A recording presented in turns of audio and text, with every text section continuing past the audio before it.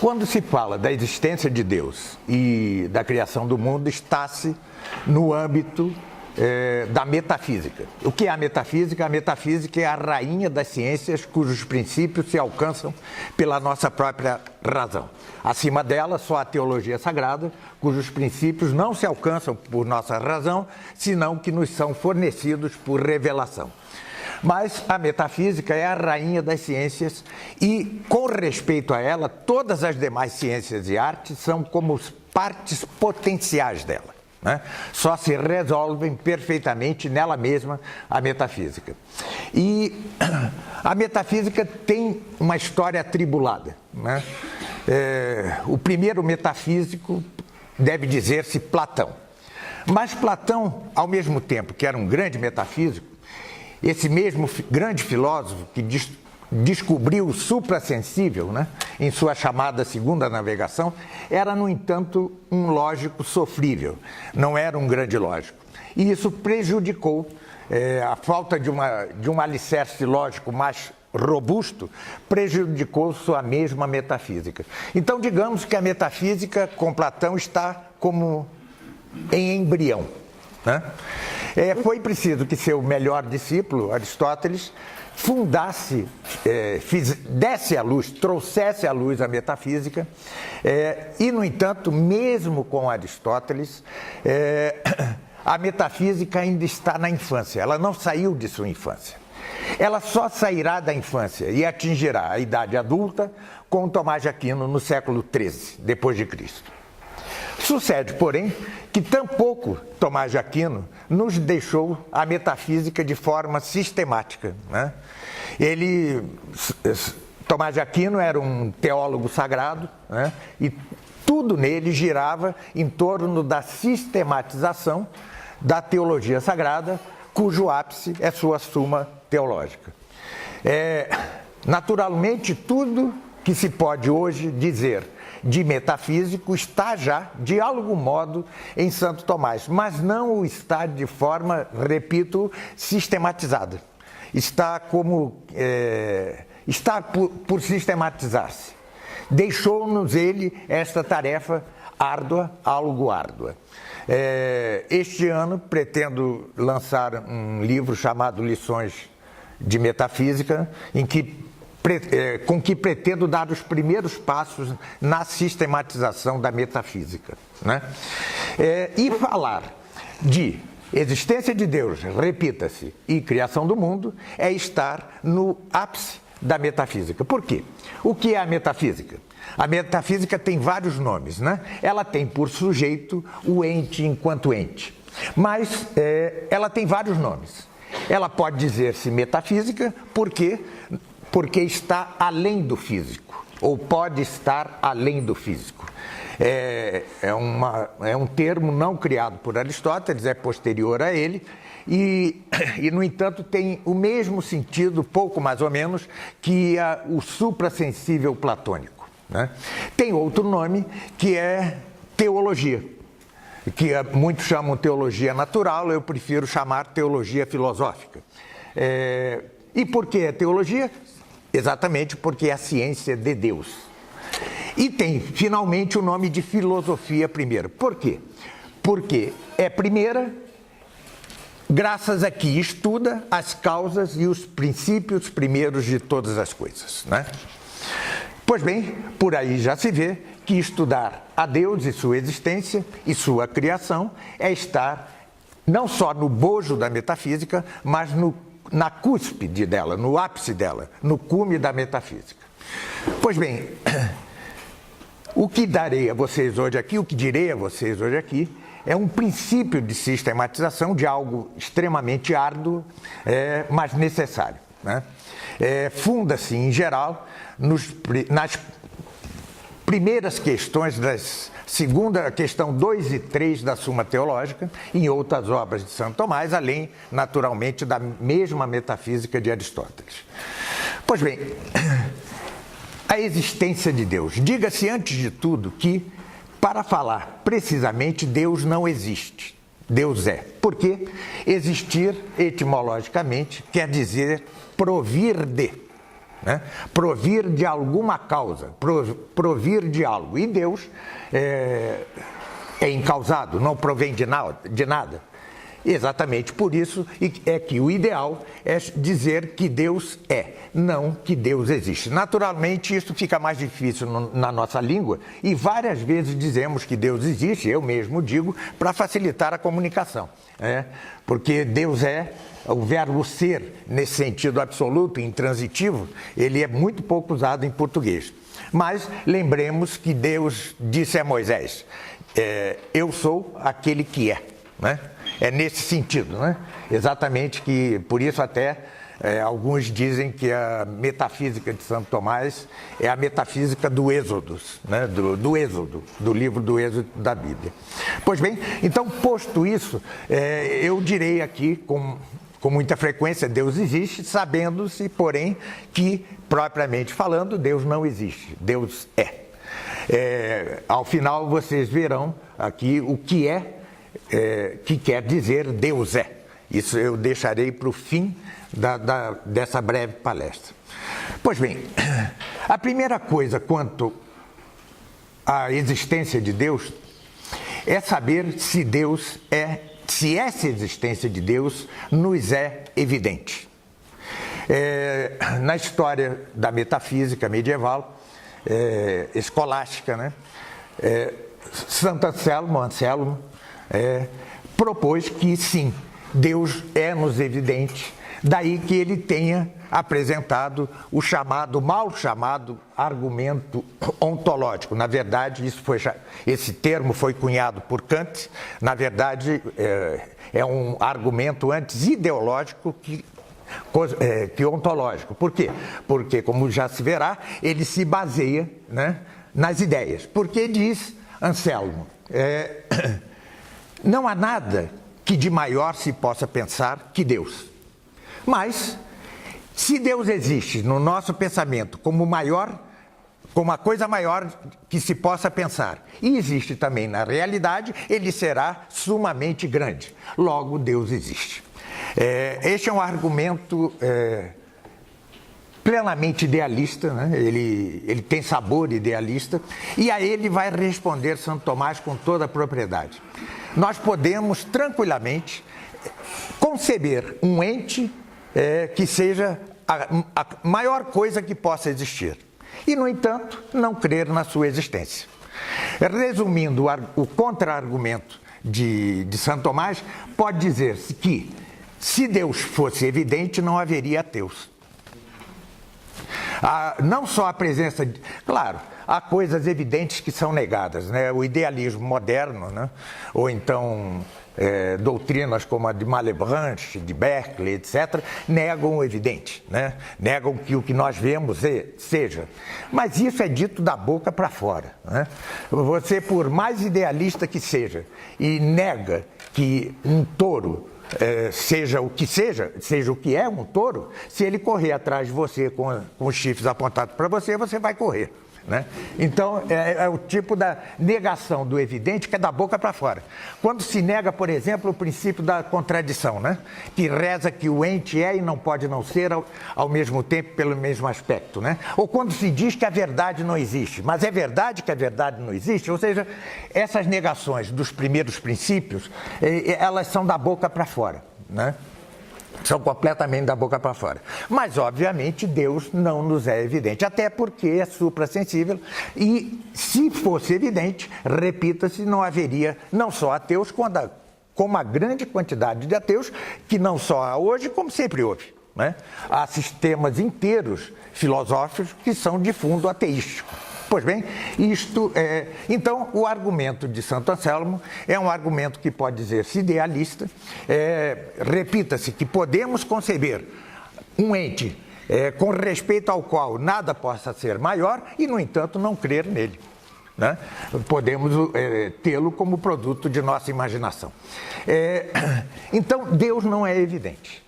Deus não é evidente para nós, e conquanto seja o que requereria uma explicação algo prolongada, conquanto ele seja em si mesmo, não quanto a nós, não só evidente, mas evidentíssimo, né?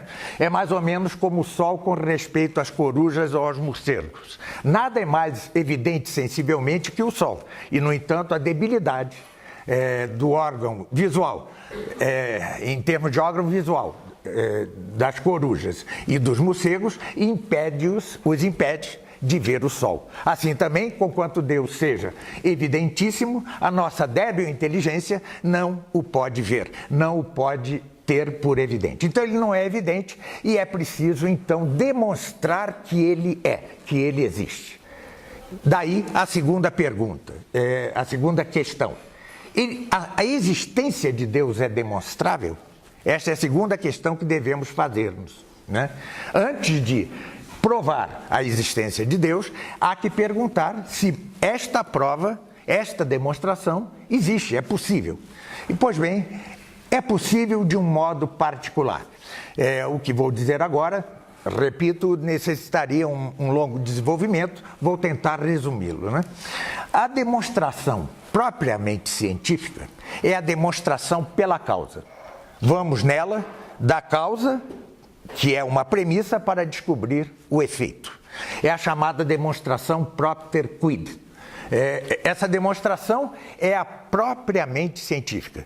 Quer-se falar de demonstração científica em sentido estrito e propriíssimo, fale-se em demonstração propter quid, em que, repita-se, vamos da causa para o efeito. Mas há outro tipo de demonstração, outra classe de demonstração, que, conquanto não seja propriamente científica, não deixa, porém, de ser demonstração. É a chamada demonstração quia. O que é a demonstração quia? É aquela em que partimos de um efeito evidentíssimo para alcançar a existência da causa. Vejam, nós não vamos entender a causa, nós vamos apenas saber que ela existe. Isso é que é a demonstração quia. Pois bem, a existência de Deus demonstra-se exatamente nesta forma, não propriamente científica, mas infalível quanto a seu resultado, que é a demonstração pelo efeito, ou seja, é a demonstração a posteriori. Vamos nela do efeito para a causa, em vez de ir da causa para o efeito. Mas, e só podemos, com relação a Deus, inicialmente isto. Pelo efeito de Deus, ou seja, pela criação, podemos remontar-nos a Ele mesmo, que é a causa. Isso não quer dizer, repita-se, que com isso vamos conhecer a essência de Deus. Não, a essência de Deus é incognoscível para nós nesta vida. Não a podemos conhecer, só conhecemos a Deus primeiro que existe. E depois, a partir dos mesmos efeitos, conheceremos alguns, como se diz por aí, atributos de Deus. Não são, o nome atributos não é perfeito nesse contexto, mas é um conhecimento análogo que nós temos de Deus a partir dos efeitos. Se sua criação, o universo, tem tal e tal propriedade, então isto não pode deixar de fazer-se sem que Deus tenha tal ou qual propriedade ou atributo, como se queira chamar, né? Pois bem, foi partindo de tudo isto que Santo Tomás apresentou as suas chamadas 5 vias, né? As 5 vias para provar que Deus é.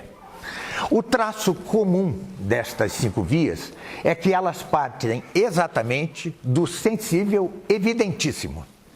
São 5 vias. Na primeira, parte-se de algo evidente a nós. Tudo que se move é movido por outro. Na segunda, algo também evidentíssimo para nós. Tudo que se gera é gerado por outro. Na terceira, parte-se de algo evidente. Tudo quanto vemos, um dia deixará de ser, deixará de existir, né? Na quarta, parte-se de algo também evidentíssimo. É o grau do ser das coisas. Há coisas com efeito mais ou menos belas, há coisas com efeito mais ou menos nobres, há coisas com efeito mais ou menos boas, há ciência, maior ou menor ciência entre os homens, por exemplo, há uma gradação de ser. E, finalmente, vemos pela quinta via, partimos na quinta via, da evidência de que entes, criaturas irracionais, perseguem, no entanto, um fim. São essas as evidências sensíveis, evidentíssimas, de que parte Santo Tomás para apresentar suas 5 vias, né? Vou resumi-las aqui na medida do possível. Na primeira, ou seja, aquela segundo a qual tudo quanto se move é movido por outro, que é evidentíssimo, repito, como não podemos remontar ao infinito na série de causas motoras, então é preciso que, se tudo aquilo que se move é movido por outro, é preciso parar num primeiro movente ou motor. Porque se não houvesse o primeiro movente ou motor, não haveria o motor médio. E se não houvesse o motor médio, não haveria o motor, o efeito último deste motor. Razão por que estaríamos em pleno nada. Importante notar isto: é impossível remontar ao infinito na série de causas. A segunda é muito semelhante, só que se trata da eficiência, da geração, a causa geratora ou geratriz, né? Tudo quando se gera, o cãozinho que nasce se gera por outro, e assim em todas as séries de causas eficientes ou geradoras. E da mesma forma, não podemos remontar ao infinito, porque se o fizéssemos, não haveria causa primeira. Tudo seria causa média, mas não pode haver causa média sem que haja causa primeira. Logo, é preciso que nos detenhamos numa primeira causa que é ingerável, né? A terceira, que é a mais complexa, mas para mim a mais impactante das vias, conquanto necessite de certo reajuste, já falarei disso aqui, do ente possível, né? Tudo quanto vemos, um dia deixará de existir, um dia deixará de ser. Isso quer dizer que tudo quanto vemos é possível, meramente possível ou contingente. Ora, tudo quanto um dia deixará de ser ou de existir, um dia não existiu. Se tudo quanto existisse fosse assim, fosse meramente possível contingente e, portanto, um dia deixasse de ser, com o que um dia não fora, então um dia nada fora. Mas do nada, nada se faz. Razão por que é preciso que haja um ente absolutamente necessário, que é a causa da necessidade de tudo, de tudo. Nesta via, diz o organizador da edição da Suma Teológica pela Loyola, Carlos Josafat, né? Diz ele que ele, de repente, Santo Tomás, nesta via, passa das coisas sensíveis para os astros e para os anjos, que seriam incorruptíveis, né? Veja, para os antigos, os astros eram incorruptíveis, né? Só tinham potência para o movimento local, não tinham potência para outra coisa. Mas não é isso. O que, na verdade, Santo Tomás está dizendo é que nos entes que nós vemos há algo de necessário. Por exemplo, dada a nossa forma, qual é a nossa forma? A alma, né? Dado isso, é necessário que sejamos racionais. Dada a matéria de que nos compomos, é necessário que sejamos corruptíveis. Ora, o que argumenta Santo Tomás, então, é que a causa desta necessidade provém de outro, e não de si mesmo. Razão porque é preciso deter-nos, sem remontar-nos ao infinito, num ente absolutamente necessário que seja a causa da existência dos demais. A quarta via é a dos graus de ser. E aí ele faz uma analogia com o fogo, né?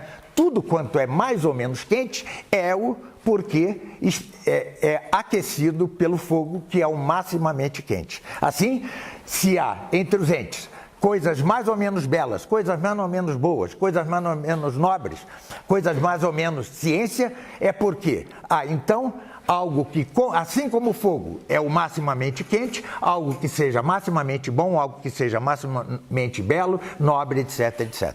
E isto é o que chamamos Deus. A quinta via, que na verdade, já tinha sido apresentada, ainda que imperfeitamente, pelo velho Sócrates, creio que Santo Tomás não conheceu, lê-se num livro de Xenofonte, Ditos e Feitos Memoráveis de Sócrates, que creio Santo Tomás não leu, mas é exatamente esta. Ou seja, vemos que já Sócrates já o vira. Vemos que entes irracionais, criaturas irracionais, perseguem certos fins com regularidade. Ora, o que não tem razão não pode ordenar, porque a ordenação, a ordem, é própria do racional, é própria do ente racional, de algum ente racional. Logo, isto que é irracional e que, no entanto, persegue ordenadamente um fim, há de ser ordenado por outro, como se fora um instrumento a este fim que ele mesmo persegue. E isto que ordena todos os entes irracionais a certos fins é o que chamamos Deus. Deus. Essas são as provas, em resumo, da existência de Deus. Há entre os próprios tomistas debates quanto a se essas provas seriam exaustivas ou se seriam possíveis outras, né?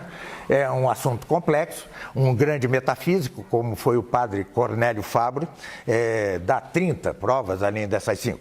Eu prefiro ficar com as 5. Creio que as 5, todas as outras que se puder apresentar, se puderem apresentar, reduzir-se-ão a elas. Né, todas. Por exemplo, a prova da ordem do mundo. Né? O mundo é ordenado. Né? E quanto mais nós vemos zilhões de galáxias, mais se apresenta a necessidade de que alguém dê ordem a isso, sob pena de não ruir esse universo. Pois bem, isto tem de ser um ente inteligente que dê ordem ao mundo. Ora, isto se reduz à 5ª prova, que é a prova dos entes irracionais como instrumentos de Deus. Bom, não é aqui o lugar, nem há possibilidade de aprofundar essa discussão intratomista, né? Digamos assim. Mas há um problema nestas 5 vias se não atentarmos perfeitamente a seu caráter, né? Alguns não tomistas afirmam que este primeiro motor, este primeiro gerador ou eficiente, este ente necessário, este ente em grau sumo, este ente que é o ordenador de todas as coisas, tem de ter alguma homogeneidade com as coisas de que ele é causa, sem o que não poderíamos sequer percebê-lo. É o antropomorfismo que pode cair na incognoscibilidade de Deus. Porque se assim não for, se não se mostrar que Deus tem alguma homogeneidade com as coisas de que é causa, não o poderíamos conhecer. Se nega, então cai-se em seu inverso, ou seja, a incognoscibilidade de Deus, coisa em que caiu, de certo modo, Rabi Maimônides, na Idade Média. Mas é porque não se atentou bem à coisa, né? Vejam, desde o início se diz que aquela causa que é a primeira motora ou movente, esta causa é imóvel. Temos uma negação aí na partícula, imóvel, não móvel, né? Da mesma forma, na geração, ele é ingerável, né? Quanto à necessidade, ele é não contingente. Esta negação já nos lança naquilo que o cardeal Caetano, um tomista do século XVI, dizia, né? Na metafísica, conquanto tenhamos de partir sempre do sensível, alcançamos sempre, ao termo da investigação, como queria Platão, o suprassensível. Sempre, sempre. Ora, este suprassensível, como não nos é evidente, ele só nos é cognoscível mediante não a univocidade, mas segundo a analogia. Não se trata de homogeneidade, se trata de analogia. Há um belo livro de um brasileiro chamado Padre Penido, sobre analogia em teologia dogmática, não gosto do termo, mas que mostra muito bem, ele vai mostrando para cada uma dessas vias que, conquanto nelas Santo Tomás parta de algo evidentemente sensível, evidentissimamente sensível, o termo é algo analógico. Deus é a causa primeira, mas não é causa como nós somos causa nós mesmos. Ele é só causa analogamente. Para que se entenda isso, entenda-se que, segundo a doutrina nada sistematizada por Santo Tomás, mas sim por Santiago Ramírez, OP, no século XX, né? Nós temos 3 modos de conhecer. Né? Um modo de conhecer é unívoco. Né? Então, todos nós somos univocamente homens. Há também algo que pode ser equívoco, dito equivocamente. Por exemplo, cão. Cão pode ser o animal, pode ser a peça da arma, do revólver, e pode ser a constelação. Ou seja, não tem nada que ver uma coisa com a outra e, no entanto, são ditas pelo mesmo nome equivocamente. E há um terceiro modo que é análogo, que é um modo da própria equivocidade. Quando se diz que Deus é a ciência, com letra maiúscula, e que nós temos ciência, isto quer dizer que sim, ambos temos ciência, mas a ciência de Deus é só analogamente ciência. Ela é tão analogamente ciência que nós não a podemos conhecer nesta vida. Nós podemos saber que, por analogia, porque é preciso, para que eu tenha ciência, é preciso que haja um ser, um ente necessário que tenha a ciência, assim como se dá com o fogo e com as coisas que se aquecem. Nós sabemos que a ciência tem de ser uma superciência ou sobre-ciência, que a beleza tem de ser uma super ou sobre-beleza, que o bem tem de ser um super ou sobre-bem, mas isto não tem homogeneidade conosco, com as nossas propriedades. Isto só tem relação de analogia conosco. Pois bem, trata-se dos seguintes passos no tratamento de Deus. Em primeiro lugar, nós afirmamos, há uma causa supra, né? Depois, negamos que seja algo, por exemplo, imóvel, é uma negação. Partimos da afirmação e para a negação. Depois há uma sublimação. Que sublimação é esta? É uma super ou sobrecausa. E, finalmente, há, como quarto passo da analogia, a relação. Não que Deus tenha relação a nós, mas nós temos relação de dependência a Ele. É o que se chama analogia de atribuição intrínseca. Por essa analogia, vemos que é o quarto passo analógico, vemos que nós temos dependência, relação de dependência absoluta a Ele, ao passo que Ele não tem nenhuma relação a nós. Se se entende isto, entende-se muito melhor a criação do mundo. Né? E não se cai no equívoco que caiu Aristóteles quando afirmou, ainda que como opinião, ele não o disse em caráter demonstrativo, que o mundo tem de ter existido ou sido desde sempre. Né? Ou seja, ele não conseguiu imaginar duas coisas. Primeiro, que o primeiro motor imóvel deixasse de agir algum tempo. E depois, que a matéria-prima, já voltaria a falar disso, né, não tivesse existido desde sempre. Essa foi a barreira com que topou Aristóteles e que fez com que sua metafísica não saísse da infância, como disse no início. Pois bem, voltemos à questão de não poder remontar ao infinito. Pode-se mostrar isso por cada uma das 4 causas chamadas aristotélicas, né? A causa material, a causa formal, a causa eficiente e a causa final. Há que ter cuidado sumo quando se diz as 4 causas de Aristóteles. Parece que ele as inventou. Não, ele não as inventou, ele as descobriu. Assim como as 10 categorias do ente, ele não as inventou, ele as descobriu. Pois bem, ele descobriu 4 causas. E podemos mostrar por cada uma dessas causas a impossibilidade de remontar ao infinito na série de causas.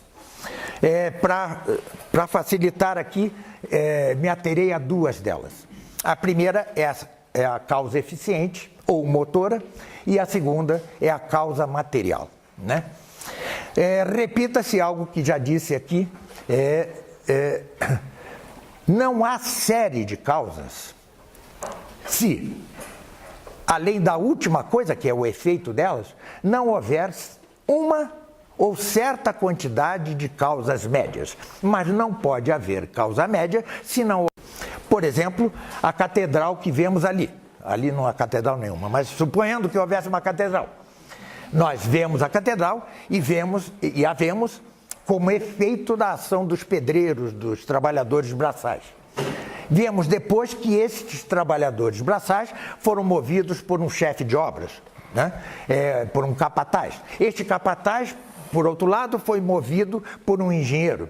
Ora, e o engenheiro foi movido pelo projeto do arquiteto, que, por sua vez, há de ter sido constituído na mente do arquiteto. Logo, a mente do arquiteto é o primeiro motor desta série. E se não houvesse o primeiro motor, nenhuma das séries seria média. E se não houvesse nenhuma das causas, seria média. E se não houvesse nenhuma causa média, não haveria o efeito final. Se transporte esse exemplo banal que eu dei, da catedral, para o conjunto das causas universais, tem-se que é preciso que haja um primeiro motor que mova tudo, o primeiro motor imóvel de Aristóteles. Mas, atenção, surpreendentemente, e contra o que Aristóteles podia prever à sua altura, estas causas médias podem ser em número potencialmente infinito. Potencialmente infinito. Por quê? Não acabou de dizer Santo Tomás que se não houver uma causa primeira, não pode haver as causas médias? Sim. E se as causas médias são infinitas, é porque não há causa primeira. E, no entanto, acabo de dizer, com Santo Tomás, que poderia, sim, haver causas médias em número potencialmente infinito, razão porque o universo poderia ter existido desde sempre. Eu traduzi o opúsculo maravilhoso de Santo Tomás, chamado Da Eternidade do Mundo contra Murmurantes. Murmurantes, entre eles, era São Boaventura, né? Os santos brigavam. E onde ele apresenta que poderia ter havido um universo que existisse desde sempre. Claro, não se trata, por exemplo, de que um ente corpóreo como nós, ou como qualquer animal, pudesse ter existido desde sempre. Isso é impossível, porque a própria corruptibilidade radical, essencial dos entes corpóreos o impediria.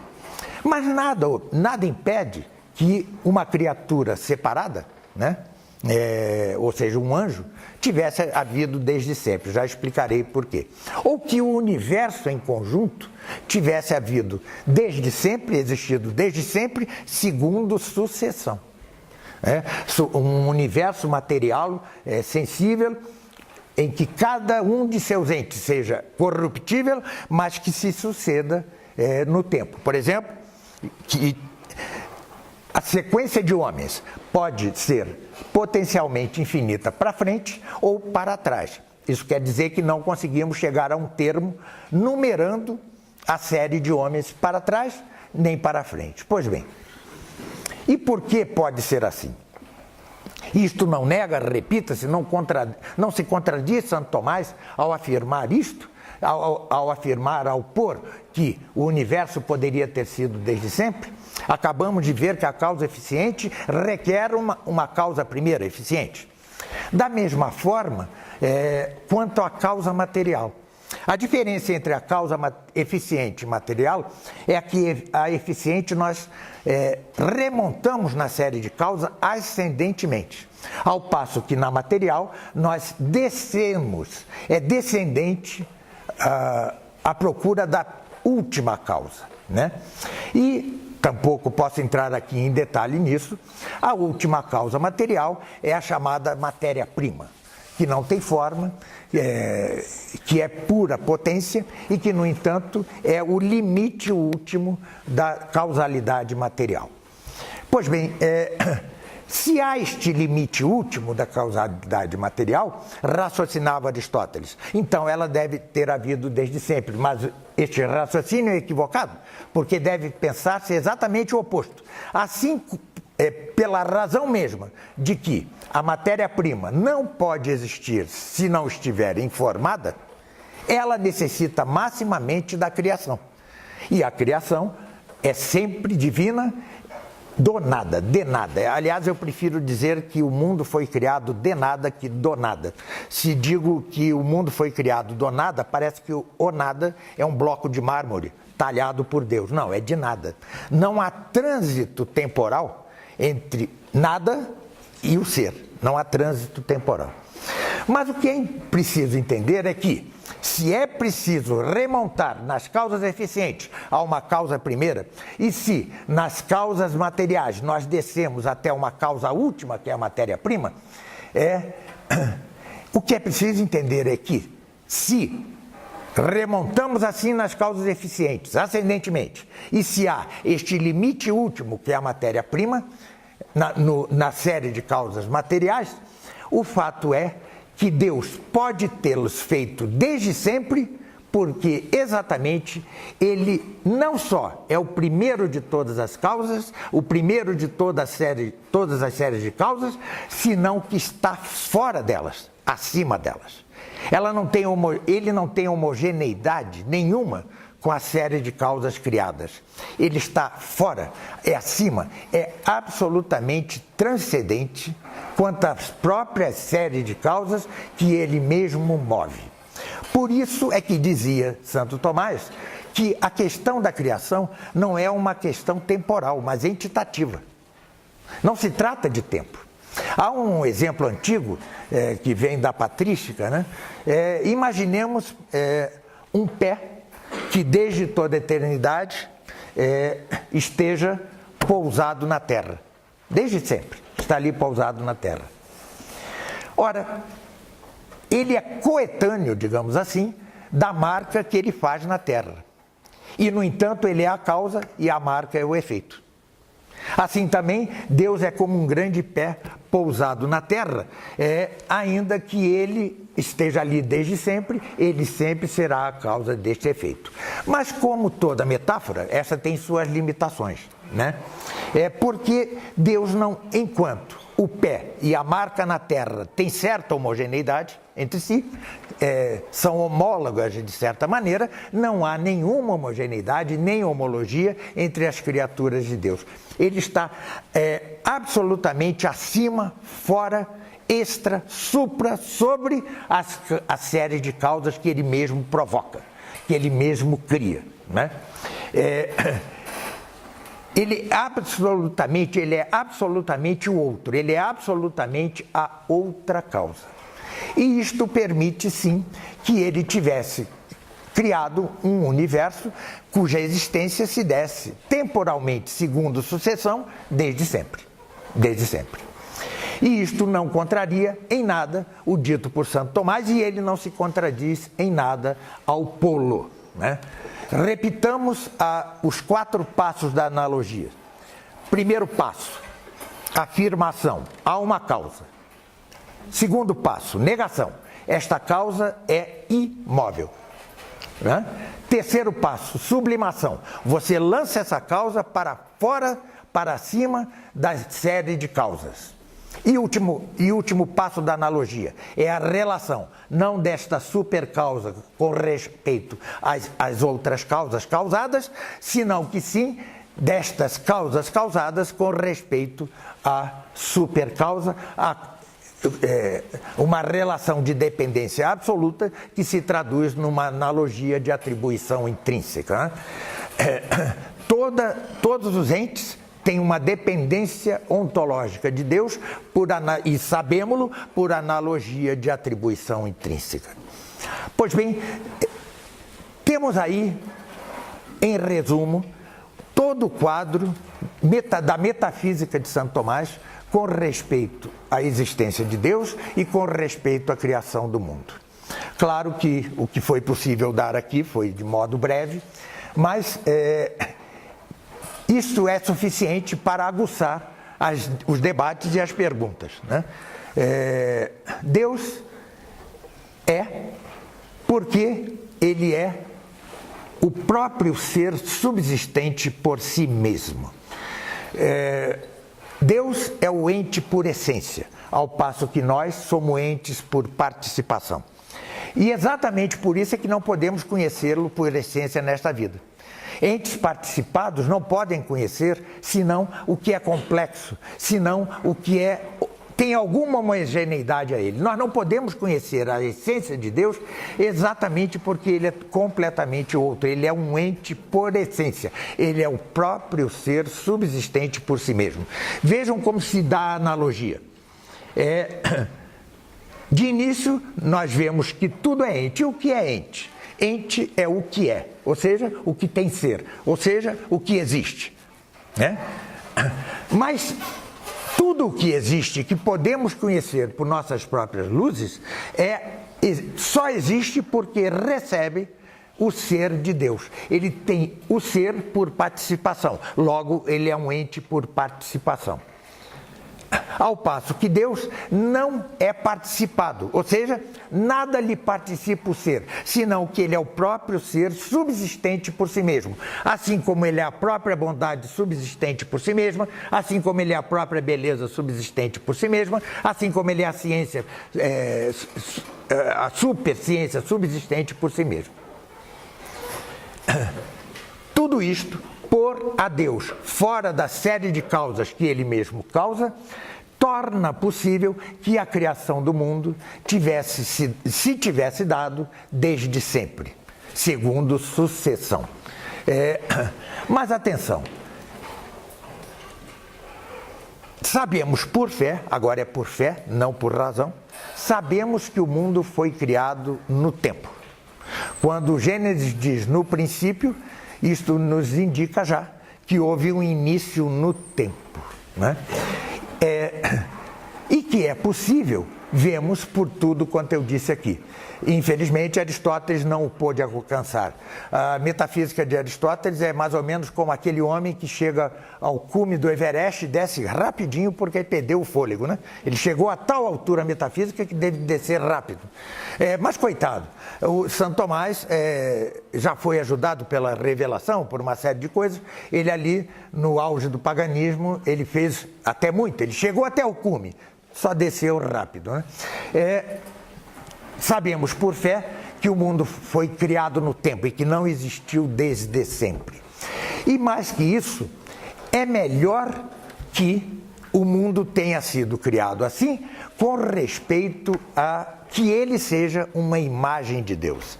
Essa é uma fórmula já batida, que o universo é imago Dei, uma imagem de Deus. É muito mais patente que o universo foi criado de nada, se ele existe no tempo, do que se ele não existisse no tempo. Se ele existisse desde sempre, em sucessão potencialmente infinita. Seria muito mais difícil entendermos, captarmos, nós mesmos, os filósofos, que o mundo foi criado por Deus e de nada. O mundo deixaria de ser tão eficiente imago Dei como o é hoje. Então não é só que por fé, não por razão, saibamos que o mundo foi criado no tempo. Senão que é melhor que o tenha sido feito assim, porque assim melhor manifesta que Deus é sua própria causa, né? Temos assim uma resposta a duas vertentes quanto à criação do mundo, né?